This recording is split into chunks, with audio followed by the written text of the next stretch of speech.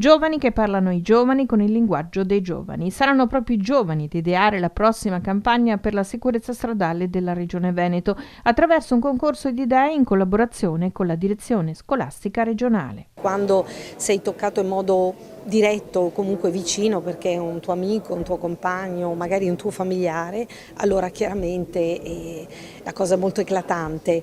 però noi dobbiamo cercare ovviamente di arrivare prima di questo e creare quella cultura generale della sicurezza, della prevenzione, del rispetto che si deve accompagnare all'autonomia, all'indipendenza, alla libertà, insomma. Tra i premi da assegnare le idee migliori di gruppo, la Regione è impegnata sul fronte della messa in sicurezza delle strade grazie a una legge del 91, 600 i cantieri realizzati con un investimento di 100 milioni di euro per rotonde, attraversamenti e rifacimenti del manto stradale. Quanto la situazione delle strade incide poi alla fine negli incidenti? Cioè, è ovvio che parliamo sia deve esserci la sicurezza delle infrastrutture, però poi ci deve essere la correttezza del comportamento umano, ed è proprio per questo che oggi abbiamo lanciato questo concorso di idee per tutti gli studenti delle scuole superiori, per raccogliere anche da loro e cercare di sensibilizzarli su quelle che possono essere le opportunità comunicative, gli spot audio, video, piuttosto che immagini statiche,